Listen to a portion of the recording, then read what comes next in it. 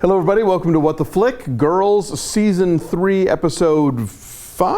No, I think it's like Episode 7. What? Oh, yes. Man. Oh, God. Anyway, Beach House. Holy crap. Yeah. After the big blowout, Dave said, the girls in the band. Yeah.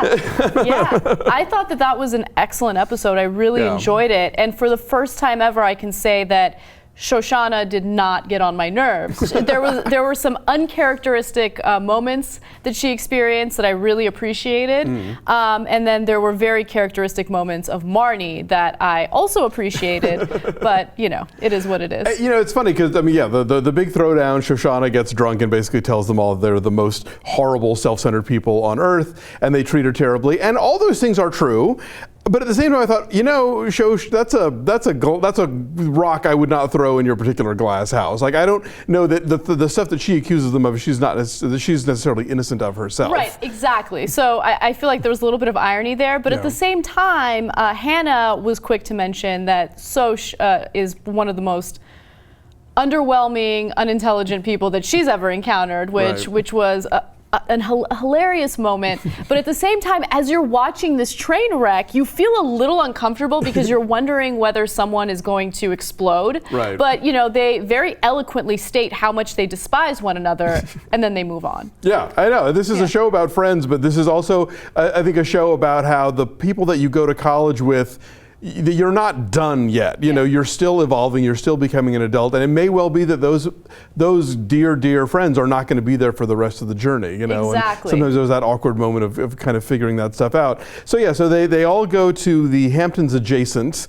What is it, North Fork, North something? I forget, but it's a place where you go when you think the Hamptons is cheesy. Or tacky, yes, yeah, exactly. Yes. And so Marnie, in true to form, we open the episode with her putting name cards on the beds. Like, she has, the word curated gets overused these days, but she is going to curate the shit out of this weekend and fix everything by having, these bonding moments and moments of, revelation and honesty. And of course, nothing winds up playing true to form, particularly because they run into Elijah and his posse of gays who throw a wrench into all the plans. They do, and Marnie cannot stand it. Hannah welcomes it. Hannah is not much of a planner. She was not in favor of sharing her emotions with Marnie. And it's interesting to see Marnie kind of struggle with the fact that her life is changing. She's uncomfortable with it. She doesn't like the change, and she wants to reconnect with her friends, even though she's treated them so poorly for such a long time. Right. And so Hannah sees Elijah, and she has this moment of just despising him, of course, because of what they've been through in the past.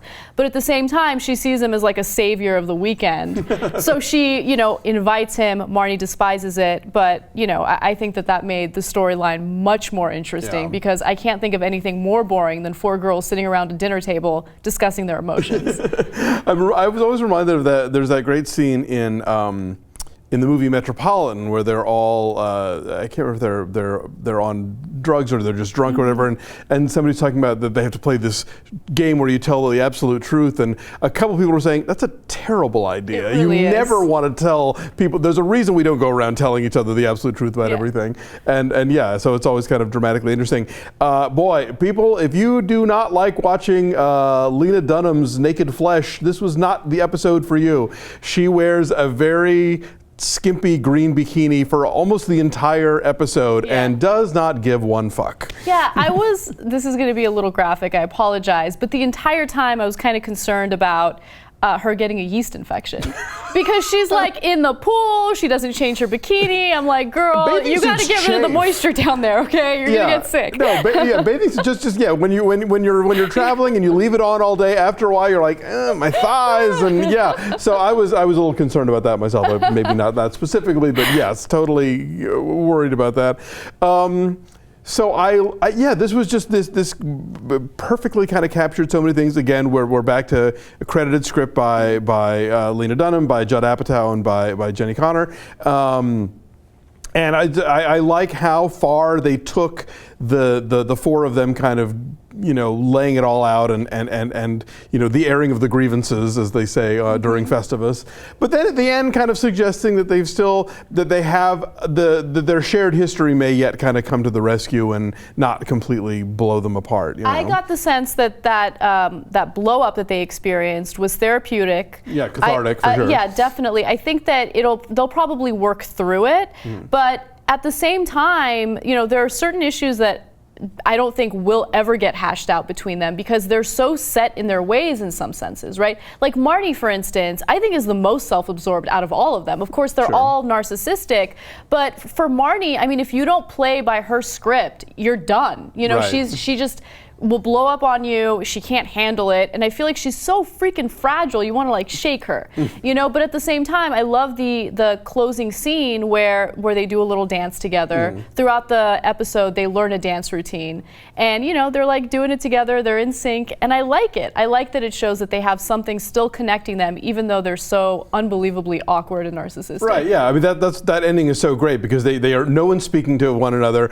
but they all know the steps and they all start doing the thing. And yeah, again, like I said, I think it's that connective tissue of their collective past that, even if that's all they have in common, and even if that's going forward all they have to kind of fall back on, it's still something. Definitely. Let's talk a little bit about Elijah, though, because that relationship. So Elijah is in this new relationship. He thinks he's in love, but the guy that he's with seems like the biggest douchebag on the planet. Yeah, he did the viral marketing for Kinky Boots. Right, of course. And is very sort of insulting and dismissive of Elijah and of a lot of things, of Hannah certainly.